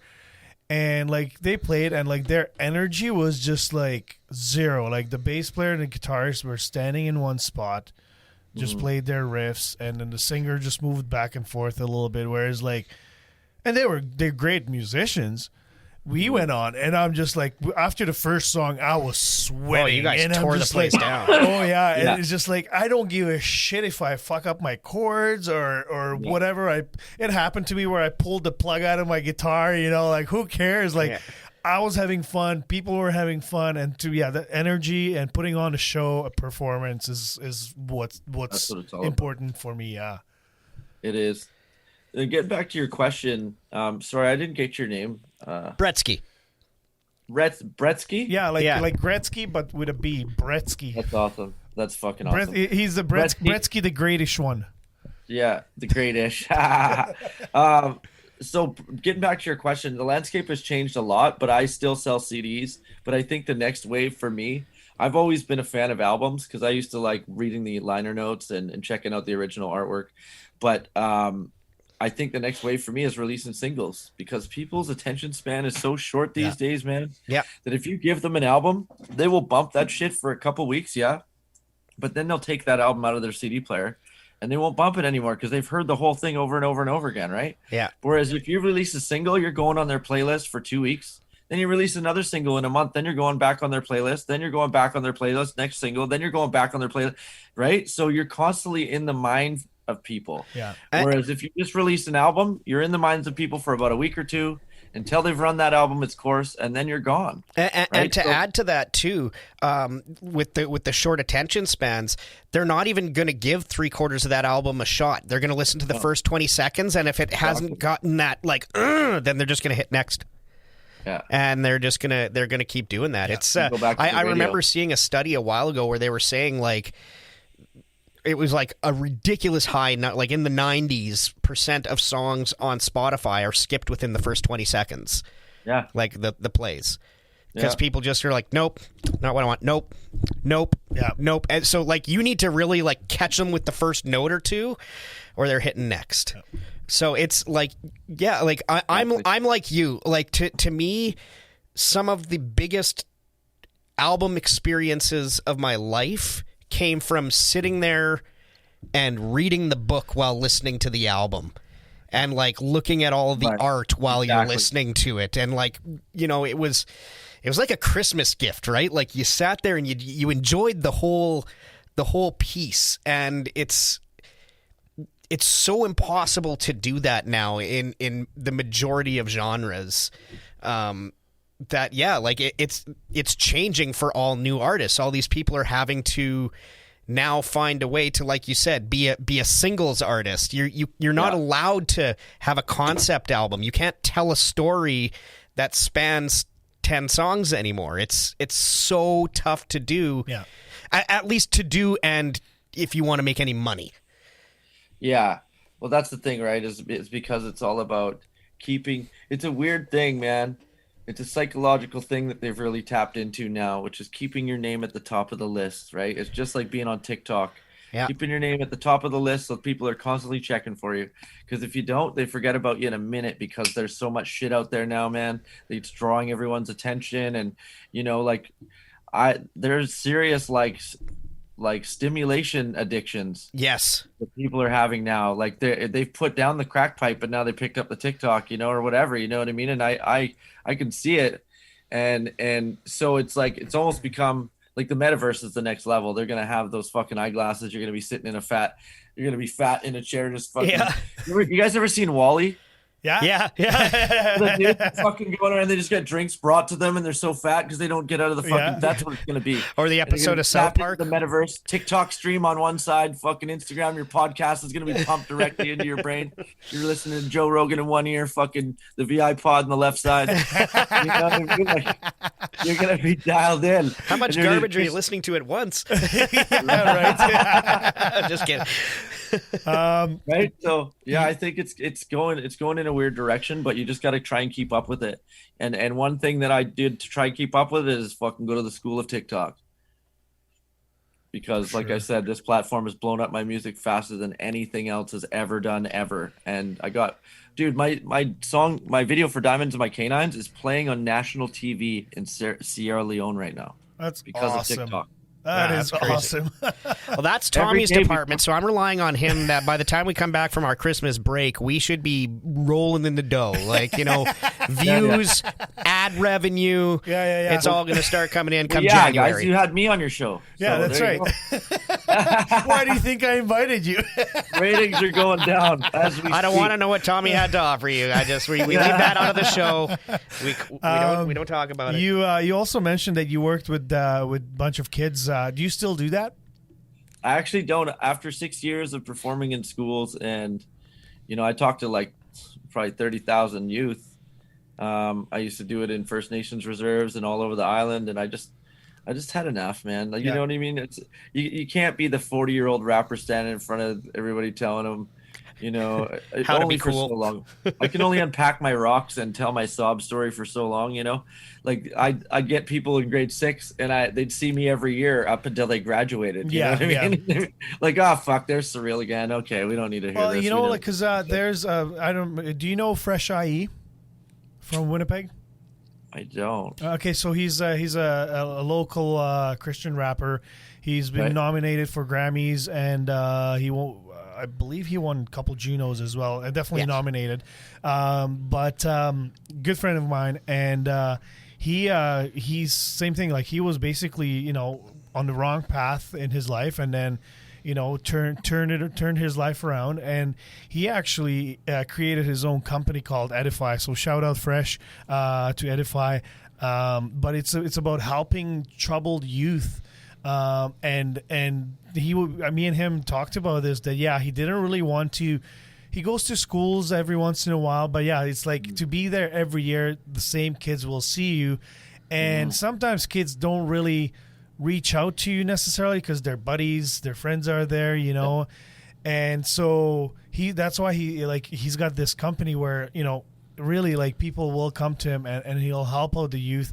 And now it's funny because my wife, she is in the education, she works in education, and she actually noticed now one of her old students that had a little troubled youth, and she just released a music video with him through that company. And she was so proud of this student because, like, sometimes, not everyone's into books and not everyone's going to go to university and get a degree. But sometimes as a kid, like, if I had these options as a kid, maybe I would have been a better musician than I am today, And it's just because I fucking hated school. I never wanted to read a book or study or anything, but I always wanted to do something with my hands and, like, with music and just art. Well, and that's the thing, is a lot of kids go down the wrong path because they're bored. Yeah. Quite literally. Yeah. They don't have something else to And it's to easy to do entertain. the shit that you shouldn't be doing. So so let's go be a bunch of punks, like. Well, it's also like everyone learns differently, right? Yeah. So they're trying to apply a blanket method to individual minds. Yeah. Like, so I learned by doing things. If you could tell me how to do something all fucking day, but unless I do it myself, I'm not going to be able to do it. Like, I'm going to go off by myself and call you 4 times asking you how to do it again. Yeah. But if you go with me and show me how to do it, dude, I'm never going to forget. Exactly, and I'll fucking know how to do it every time, right? But that's the thing. That's the way I learn. And when I went to school, like, I didn't even have lunch. didn't have clean clothes, didn't even have a ride to school. I had to walk an hour to school when I did go. I was half the time I was strung out on drugs. So like, I just would go in and fucking not study and then look at the test, and I'd get like 80-90% on the test just because I'm good at taking tests. That's how it was. It wasn't that like I was super genius. It was just that's something I'm good at. So that's like school I wasn't a big fan of school when I was there. So like even going back into them and performing was triggering at times, man. No kidding. You know what I mean? I'd be like, I remember getting bullied in this fucking hallway. Like, I think I got shoved in that locker over there, So it was like, and I'd go and see my old pictures on the wall and shit and be like, oh, okay, yeah, look how fucking I look like a sad child. So, but after 6 years, you're just seeing some of the same faces, and not everyone deals with grief the same way. So when I'm up there talking about my grief and I talk about my dad taking his life and some kids laughing out loud, it's like, that's tough to take, man. Yeah. Even though I know as a mental health advocate that kid's coming from a place of being uncomfortable and he doesn't necessarily have to deal with it. But there was a couple kids that were just dickheads, you know what I mean? Mm-hmm. And with their friends, like, fuck this guy. SirReal's a soft bitch. Like, we listen to. And you can't walk over and just smack the kid that you would want to do it, right? No. Often I would whisper to my coworker, I'd be like, front page of the newspaper, youth advocate gets dragged out of high school. Yeah. Instead of, or I'd be like, I'd send her a kill me now little note. Right? But yeah, after a while, it was enough was enough, bro. Yeah. And I just, I did crisis work for 6 years. I was on the crisis lines, on the front line of doing it. And it just, being through so much crisis myself and losing my brother and my father to that, it was just, it was enough. It's hard to keep submersing yourself in it. As much as it's nice to help people, you gotta kind of free yourself from it for sure, man. Yeah, I put in a couple tours of duty in there, you know what I mean, and I got out, and I wasn't burned out when I got out. I got out at a good time. So then I became a First Nations health worker. I would set up retreats for elders, and we'd talk about their stories, and I'd teach them trauma workshops. And then I started my own company called Lit Evolution, where I develop and facilitate workshops on mental health. So I have 7 different workshops that I do. That's awesome. Now I just subcontract, so I don't have to go to schools if I don't want to. I go to the health center. I talk to doctors or nurses. And then, now I'm a outreach support worker. I work with adults with disabilities. Nice. So nice. Awesome. Well, you know what? I'm sure that the kids, once they listen to your music, they'll find their way to, hopefully find the right path and do something great with their lives, and not just kids, but anybody really that's struggling. I can, like I said, I've listened to some of your songs. I haven't had the chance to listen to all of them yet, but I will. It's all added onto my playlist, so I will go through them. And I'm sure you've gained just 2 new fans right now, and hopefully our listeners will go and follow you and check you out. I would really like to thank you for your time and joining us at the VIPod at the Scumbag Studio here. We gained another scumbag here, I hope. Yeah. Oh yeah. Hey, I wanted to show you this is an exclusive look, bro. Oh shit, TST! Look at that. Yeah, I just got these made. I just picked up 30 of them. Oh, that's awesome. Damn, those are nice. Are they going to be on is it on your website? So you're going to have them on there? Yeah, they'll be on my website. My store's being worked on right now. Cool, man. I'm definitely going to get mine for sure. Yeah, holler at me, man. Shoot me your address and I'll absolutely, man. So again, thank you very much for joining us. So we have a couple more things that we're going to be doing. We have a voicemail that we're going to listen to and just do a little shout outs. So if you'd like to stick around, you're more than welcome to. I know you're a busy man in the evenings on TikToks and I actually got to get ready to go on in 15 minutes here. So okay, cool, man. So again, we're gonna give you plugs. We're gonna throw it in our pod scripts. We're gonna throw it on our Instagram, on our Facebook page. We'll do it anywhere we can. Promote TST and SirReal music and just the whole shebangs here. So thank you, man. I appreciate you guys, man. Yeah, go ahead, Bretsky. Sorry. Yeah, no, I just wanted to say two quick ones before you go. One, we're obviously going to play you out on one more tune. I think we should let you select the tune, whatever one you want to promote here going forward. So we'll put that one on, and then I'll pick the one for the bonus track later. Sounds good. And then any plans for coming to Winnipeg anytime? Is that on the calendar at all, or? I know it's tough touring in Canada. I mean, your dates are so far spread apart, it's tough to make a good go of it. So, well, I was in Winnipeg not that long ago. We did a whole tour. I brought the whole band with me, which was a bit of a mistake, but just because of the cost, right? It cost me, a bunch of money, but it was a lot of fun. The memories we'll never forget. Winnipeg was actually hilarious because we played the show, and I think I slept for an hour and then caught the flight home. And we were just like so bagged. We just wanted to be home so bad. Winnipeg was the last stop on the trip.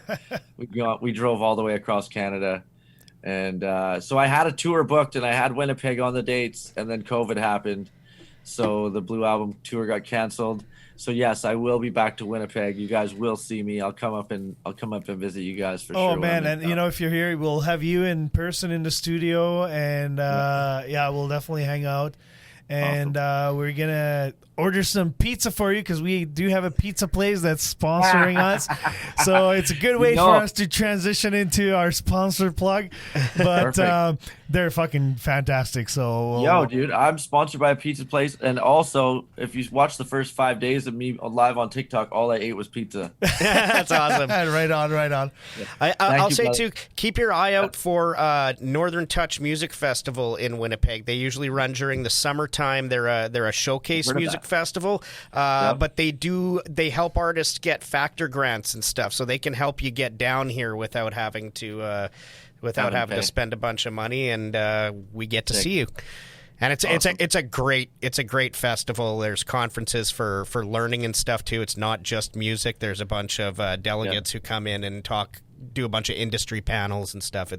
It's really cool. Dope, bro. Yeah, I would absolutely. I'll keep my eye open for that. I've actually heard of that before, so I'll get on it this year. Absolutely. Well, can't wait to talk to you again. And what song did you want us to play you out on here? I'm gonna get you guys to play a song with me and my son. It's called "Rate My Drip." Which album is it off of? It's on the Red album. Red one, okay. And sorry, what is it called again? It's called "Rate My Drip." Rate My Drip. All right. 1 to 10. Yeah, my son came up with the idea, and then we wrote the song together. It's about embracing your uniqueness and individuality, and not worrying about what anyone thinks about you, and saying to the haters. Right. Is he lowercase g? He is lowercase g. Okay, so this is SirReal and lowercase g. Rate My Drip from the Red album. Thanks again for joining us. Thank you so much. Appreciate it so much. Guys. I'll talk to you soon, bro. Now I can hear it. Hey, Benny, you know it don't matter what people think about you, right? Your unique style. That's all your own, man. You know it's gonna be hot when I drop, rate my drip. Haters wanna talk, let them talk, it's a trip. They love the way I work, way I smirk, way I flirt, way I look when I talk, way I walk, rate my drip. You know it's gonna be hot when I drop, rate my drip. Haters wanna talk, let them talk, it's a trip. They love the way I work, way I smirk, way I flirt, way I look when I talk, way I walk, rate my drip. Anything you rock, you look perfect in it. Wear my hair to the side, a little purple in it. You know it's hot when I drop, rate my drip, drink it in, take a sip. If you're on a skateboard, make it flip. When I walk on the block, that's it. If you own what you got, that's lit. It doesn't matter what you're doing, just as long as you commit. So if it's good, then it's great. See my face, take a pic, rate my drip. You know it's gonna be hot when I drop, rate my drip. Haters wanna talk, let them talk, it's a trip. They love the way I work, way I smirk, way I flirt, way I look when I talk, way I walk, rate my drip. You know it's gonna be hot when I drop, rate my drip. Haters wanna talk, let them talk, it's a trip. They love the way I work, way I smirk, way I flirt, way I look when I talk, way I walk, rate my drip. You never had like that, you ain't never rap like this, you can have a bag like that, you don't go swag like this, you can make hits like that, you can have kicks like this, you can have kids like that, you can have drip like this. Do the business for the checks, custom fit, what's next? Supernova Air Max with the check, it's a flex, got the flair, so it's woo like Rick. Nice kicks, looking sharp, ice pick, gold teeth, that's lit. It don't matter what your size, make it fit. Rock it, rock it, rock if you like what you wear, that's it. Drop it, drop it, drop Cause no matter what they say, they gon' do it anyway. So smile up in their face and just walk the other way. They gon' love you and hate you, judge you and rate you. Here to send a message that I know you relate to. So if you wanna make a statement, here's a trick. This is it. Stand out in the crowd or get lost in the mix. Rate my drip. You know it's gonna be hot when I drop, rate my drip. Haters wanna talk, let them talk, it's a trip. They love the way I work, way I smirk, way I flirt, way I look when I talk, way I walk, rate my drip. You know it's gonna be hot when I drop, rate my drip. Haters wanna talk, let them talk, it's a trip. They love the way I work, way I smirk, way I flirt, way I look when I talk, way I walk, rate my drip. Drip drop, drip drop. Drip drop, drip drop. Drip drop. The Pizza Oven is dedicated to the highest quality pie that the whole family can enjoy. With their amazing sauce and the freshest ingredients, the Pizza Oven is here to provide quality and a great tasting pizza to Winnipeg and East St. Paul. They use a delicious blend of mozzarella cheese and make the pizza crust daily both thick and thin, and their meats are proudly provided by Winnipeg Old Country. They're located at 1215 Henderson Highway, Unit D in Winnipeg. Call them today at 204-949-3000 because everyone's loving the Pizza Oven. Tommy still gives me that no look every time. And don't forget to tell them the VIPod sent you by using promo code VIPod5 to get 5% off and order online to get another 5% off for a grand total of 10%. Take it away, Tommy. Take it away. Okay, so that was a lot of fun with SirReal. That was great. I just want to say it's too bad he couldn't stick around, but I get it. He is a busy dude. He's more popular than we are. He's getting on his TikTok. Yeah, I mean, he's at 20K followers right now. So, yeah, and it's growing daily. And that was our biggest guest yet. I know, yeah, absolutely. But yeah, he's a moving solid, on up. He's a solid dude. Side. Yeah, and you know what? Like, there's only so much we could fit in an interview on here, but he sounds like he has so many interesting stories. He does. Yeah. Fucking hate the old tickety-talkety, but I almost am tempted to dude, you like gotta just get to in see there, what man. that kind of stuff. Like it sounds really interesting. It really does, and it sounds like he's got a really cool thing going on in there. And He does. like I said, it's just cool to see people doing good things, especially like during COVID. I've personally, at least, found it really tough to gain the motivation to put forward to do creative things and keep going. And doing this, like sitting down here every week, this isn't what I struggle with, but it's like that extra step that's necessary, to give all that extra.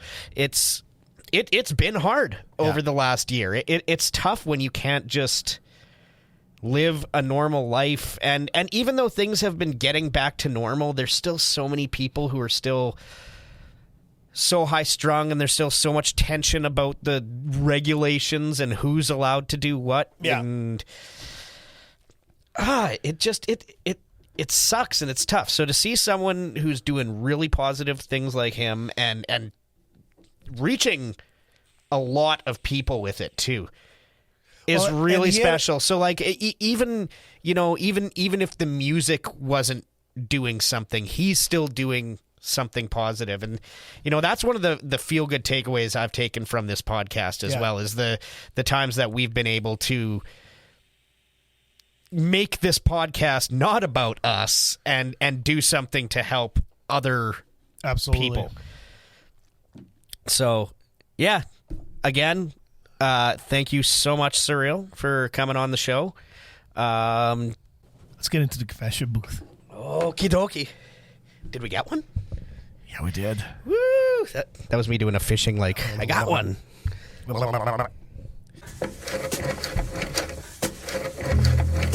I'm here for a confession. Oh, Lord Jesus, what have you done? Nothing. You just take it easy now. I must confess. Well, my dear, for your penance, 10 Bloody Marys and a good shag. Leave a message. Beep. Tommy, you have those voicemails queued up now? Yep. We only have one. Okay. So one voicemail. Is it a long one? No. Does it say who it's from? Is there any sort of intrigue, or are we just going to hit play and that's that? It's from Tits. Oh, fuck. guess she heard my bitching last week, so she left us a message. Or maybe just me. I don't know. Let's find out. I'm sorry, okay? Just know this bitch cunt loves and misses you guys. But mostly, she misses the pizza oven. Fuck you, love you, bye! Bye. Can you go back just so I can say the pizza oven at the same time as her? Mostly, she misses The pizza oven. There we go. Oh, I feel better now. You got your fill. Well, you shouldn't have left. You know what? We should order a pizza and just pack up a slice in like one of those, just the bubble wraps, the vacuum packet, and send it. Just send it. I think AG did that for Franco once, didn't she? Yeah, and then it got lost or something, right? Or somewhere between here and Alberta, the pizza got lost. Imagine the delivery guy's like, you know what? When Franco comes, that?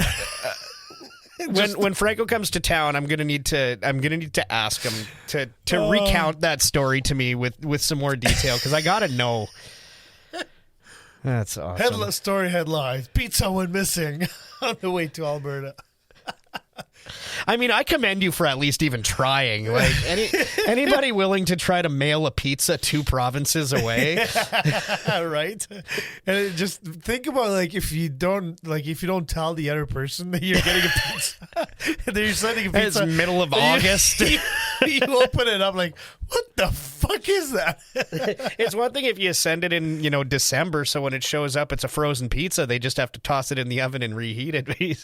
Send it in August, and it's got all the sweaty cheese and that Donair sauce that's been sitting there for 2 days. I'd still eat it. I'd still lick that Donair sauce right up off the fucking even if I dropped the slice of pizza. Oh, fuck. Actually, did I tell you that I ordered pizza oven on the weekend? You did not. Yeah, I ordered pizza oven on... And you didn't bring any to the game with you? I'd have, had a few pocket slices. Hey, pocket pizza is not a thing. Pockets.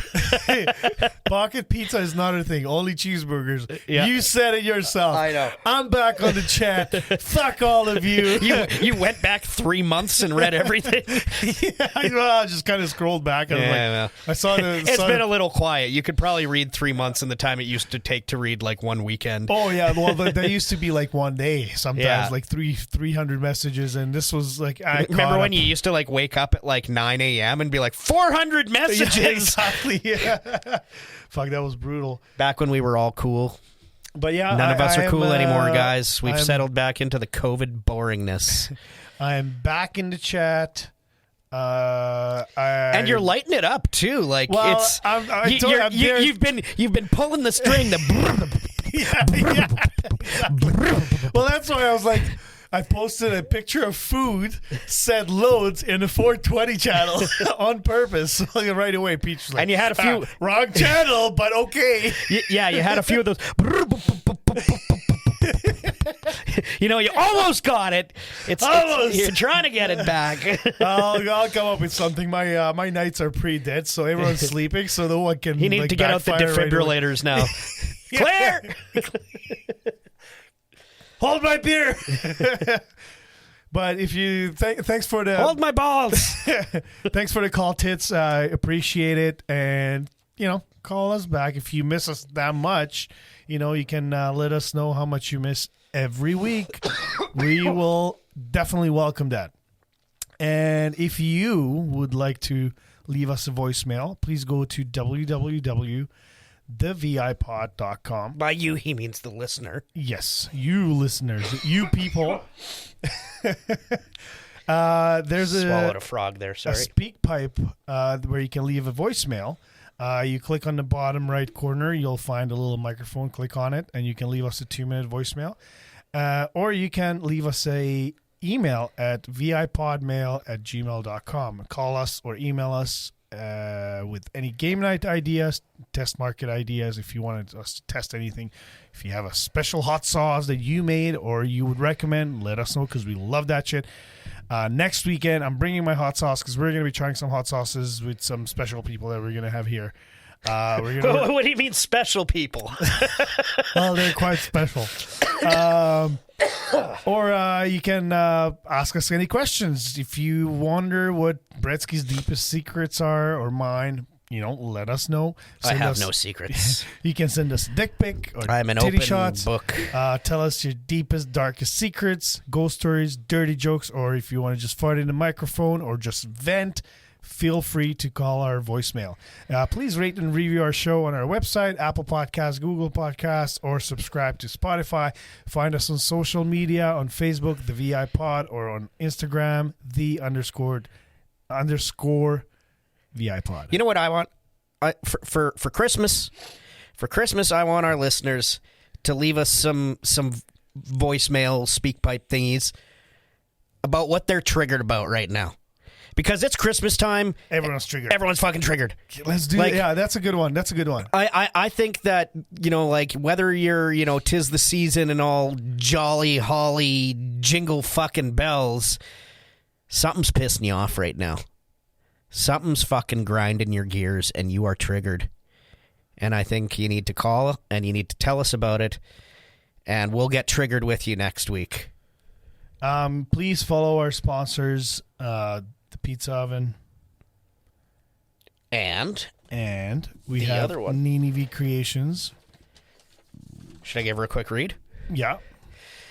Nini V Creations candles. All candles are made with 100% organic beeswax or 100% natural soy wax, cosmetic-grade essential oils and fragrance oils, 100% organic cotton, 100% organic hemp, 100% natural wood wicks, 100% natural, non-toxic, stain-free, irritant-free, vegan and cruelty-free mica powder shimmer pigment.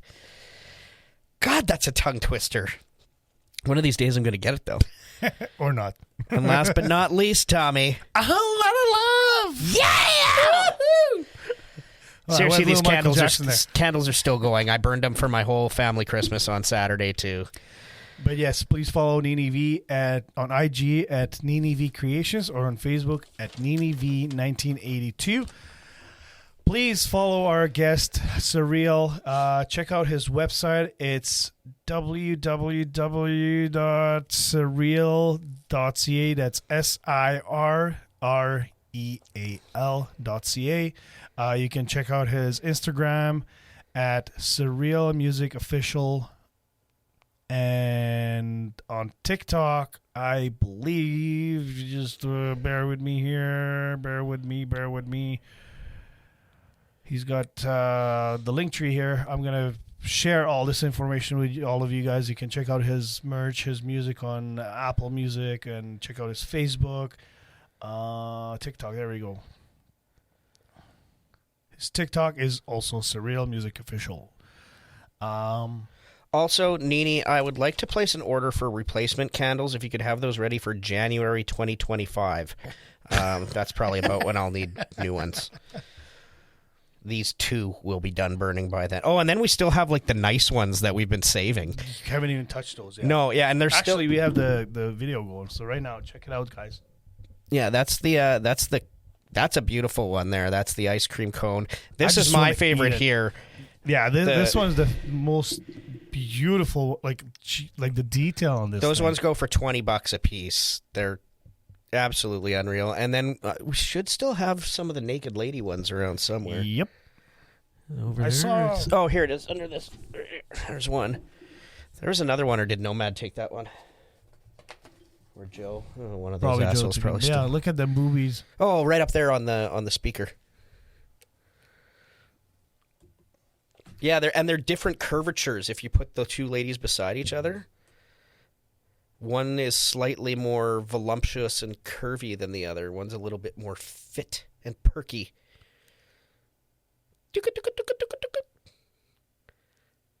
Nipple sword fight. Me and Tommy are going to have one of those later, too. All right, that's it. Is it? Yeah. Shout-outs? Well, shit. Shout-outs to Winnipeg Sports, the Jets, and the Bombers for such a great weekend. Go Blue. because by the time we speak to you next, the Grey Cup will have been played. Yep. And hopefully we're going to celebrate. We will be reigning champions still. Jets are not doing so hot tonight, but there is still a period of hockey to play. And from what I've seen, at least 2 of Carolina's goals have been kind of bullshit. But, yeah, it is what it is. Can't win them all, as long as they're playing good. I'm going to shout out my man, SirReal. Thank you again for joining us today. It's been a pleasure.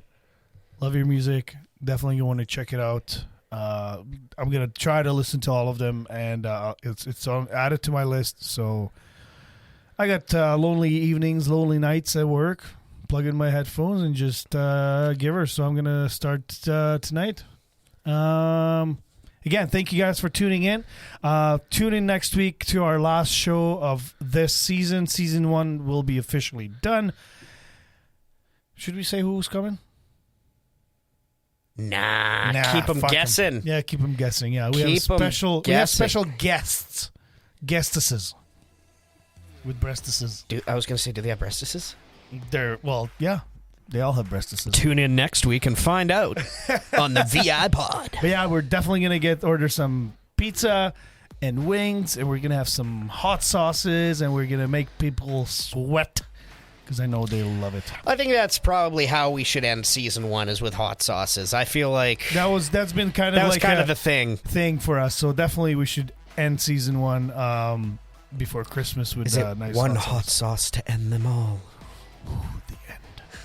Oh yeah, we already did that one. That's okay. We can do it again with them. Yeah, I don't think they've tried it. So we'll tell them to present their hottest. And wait, we just gave away what's going on. Cut that. What? No, we didn't. Yeah, you just said their hot sauces. No, that's not them who's coming. Oh no! It's the other guys. Oh, nice, cool. Yeah. Oh, I didn't know that. Anyways, tune in next week when I find out who we have as a guest on the VIPod. What an idiot! Oh yeah, and shout out to fucking Alf and Leo and all you fucking assholes. Just because.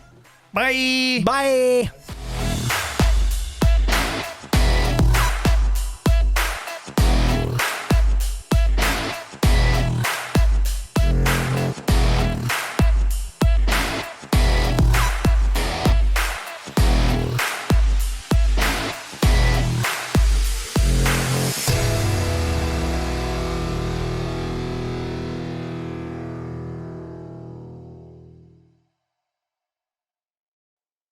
Which is, it's so interesting because I was like, I got confused for a second because you guys are the VIPod, but I come from VI. I live on Vancouver Island. Oh, yeah. So I looked at it and I was like, wait a second, are these guys from the fucking island I didn't even know about? Like, what?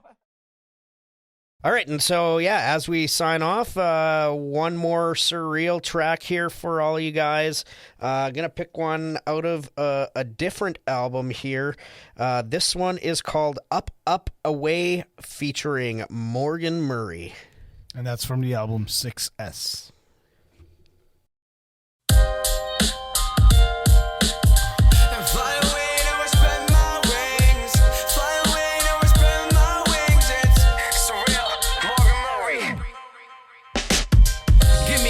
Stop the treason, labels hold the keys in. My mind is stronger, lyrics farther than the eyes can see. But I breathe this soul and speak fluent, live for talking beats. My life competes between the negatives I always see. Find the measurement to let you free a lonely mind. Keep the rhythm while I kill him softly over time. This ain't a process, I've been working on it non-stop. Grinding till my jaw drops, singing let me tell ya. Who could ever teach him how to sing like that? Who could ever teach him how to swing like that? Flying through the sky when I spread my wings. Looking down on all the people while I do my thing. The smiling in the rain, no coming back. Hands in the air like the rain, no coming back. Walk with the crowd as if there's no coming back. Sing